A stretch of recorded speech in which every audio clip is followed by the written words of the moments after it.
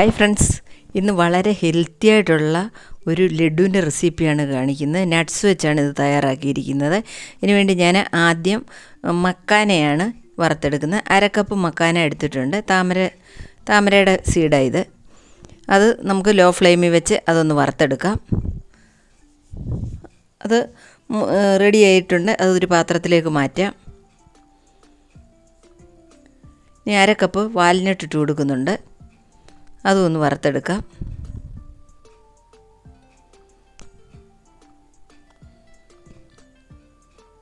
അത് മൂത്ത് വന്നിട്ടുണ്ട്. അത് കോരി മാറ്റാം. 1/2 കപ്പ് ബദാമും ഇട്ട് കൊടുക്കാം. അത് മൂത്ത് കിട്ടിയിട്ടുണ്ട്. ഇനി നമുക്ക് 1/2 കപ്പ് കപ്പലണ്ടിയാണ് ഇട്ട് കൊടുക്കുന്നത്. ഇത് പീനട്ട്. ഇത് ഞാൻ നേരത്തെ വറുത്ത കപ്പലണ്ടിയെ ഒന്നുകൂടെ പൊടിച്ച് കിട്ടാൻ വേണ്ടി ഒന്നുകൂടെ ചൂടാക്കി എടുക്കുക.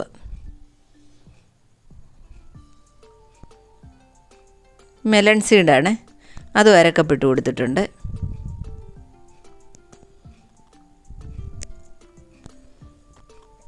ഇത് വളരെ ഹെൽത്തി ആയിട്ടുള്ളൊരു ലഡു. ഇതിൽ ഒരെണ്ണം ദിവസവും നമ്മൾ കഴിക്കുന്നത് ആരോഗ്യത്തിന് വളരെ നല്ലതാണ്.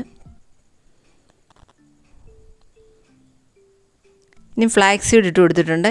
അത് 1 കപ്പാണ് ഇട്ട് കൊടുത്തിരിക്കുന്നത്. ഇതെല്ലാം തന്നെ ലോ ഫ്ലെയിമിലിട്ട് വറുത്തെടുക്കണം. അതുപോലെ ഇരുമ്പ് ചീനിച്ചട്ടി പോലെ നല്ല കട്ടിയുള്ള പാത്രത്തിൽ വേണം ഇത് വറുത്തെടുക്കാനും.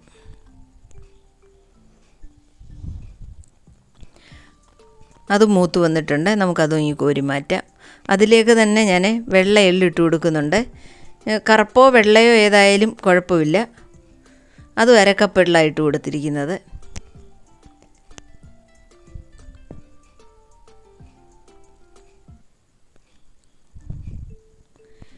ഇനി അല്പം ഏലക്കായ ഇട്ട് കൊടുക്കുക. ഞാനിത് കഴുകി ഉണക്കി വെച്ചിരുന്ന ഏലക്കായ 5 ഏലക്കായ ഇട്ട് കൊടുത്തിട്ടുണ്ട്. അതെല്ലാം മൂത്ത് വന്നിട്ടുണ്ട്. നമുക്കിനി അത് ആ പാത്രത്തിലോട്ട് തന്നെ മാറ്റാം. എല്ലാം തണുക്കാനായിട്ട് മാറ്റി വെച്ചിട്ടുണ്ട്.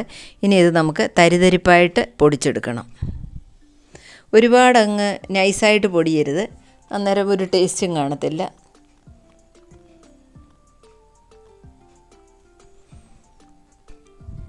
അതുപോലെ ഞാനിത് കരിപ്പൊട്ടിയിലാണ് തയ്യാറാക്കുന്നത്.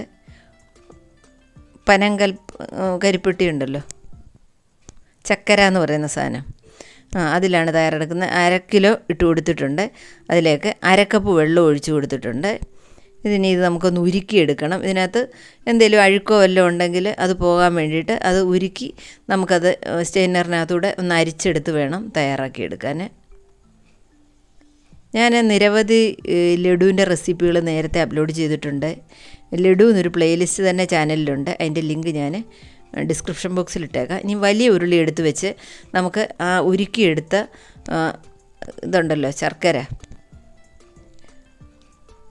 ഈ പനഞ്ചക്കര കരിപ്പെട്ടി, അത് അതിലോട്ട് ഒഴിച്ചു കൊടുക്കാം. ഇനി അത് ഒരു നൂൽ പരുവം വരെ ആകുന്നത് വരെ അത് ഇളക്കി എടുക്കണം.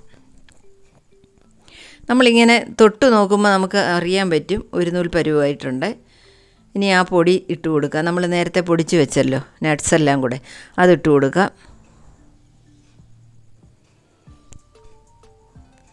ഒരു പകുതിയോളം ഇട്ടതിന് ശേഷം നമുക്കതൊന്ന് ഇളക്കി കൊടുക്കാം. അതിന് ശേഷം ബാക്കിയും കൂടി ഇട്ട് കൊടുക്കാം. ഇനി ഗ്യാസ് അങ്ങ് ഓഫ് ചെയ്യണം. ഓഫ് ചെയ്തതിന് ശേഷം ബാക്കിയും കൂടി ഇട്ട് നന്നായിട്ട് അങ്ങ് മിക്സ് ചെയ്തെടുക്കാം. എൻ്റെ ചാനൽ ഇതുവരെ സബ്സ്ക്രൈബ് ചെയ്യാത്തവർ സബ്സ്ക്രൈബ് ചെയ്യണം. ഫാമിലിക്കും ഫ്രണ്ട്സിനും ഷെയർ ചെയ്യണം. എല്ലാ റെസിപ്പികളും എല്ലാവരും ട്രൈ ചെയ്ത് നോക്കണം. ഈ ഹെൽത്തി ആയിട്ടുള്ള ഈ ഫ്ലാക്സ് സീഡും നട്ട്സും കൂടെയുള്ള ആ ലഡു എല്ലാവരും ഒന്ന് ട്രൈ ചെയ്യണേ. ഇതിനി ഇങ്ങനെ മിക്സ് ചെയ്ത് ഒരു 10 മിനിറ്റ് വെച്ചതിന് ശേഷം ചെറിയ ചൂടിൽ ഇത് മുഴുവൻ നമുക്ക് ബോൾസായിട്ട് ഉരുട്ടിയെടുക്കാം. ഞാൻ ഈ ഒരു വലിപ്പത്തിലാണ് ഉരുട്ടിയെടുത്തിരിക്കുന്നത്. അത് മുഴുവനും നമുക്കൊന്ന് ഉരുട്ടിയെടുക്കാം. അങ്ങനെ നമ്മുടെ വളരെ ഹെൽത്തി ആയിട്ടുള്ള flax seed and nuts laddu ഇവിടെ റെഡിയായിട്ടുണ്ട്. നല്ല ടേസ്റ്റായിരുന്നു. കുട്ടികൾക്കൊക്കെ കൊടുത്താലും കഴിച്ചോളും. നല്ല മധുരമൊക്കെ ഉള്ള കാരണം കൊണ്ട്. പിന്നെ ഡയബറ്റിക്സ് ഉള്ളവർക്കൊക്കെയും ഈ കരിപ്പെട്ടി ഉപയോഗിക്കുന്നതിന് കുഴപ്പമില്ല. എല്ലാവർക്കും ട്രൈ ചെയ്യാവുന്നതേ ഉള്ളൂ. Thanks for watching.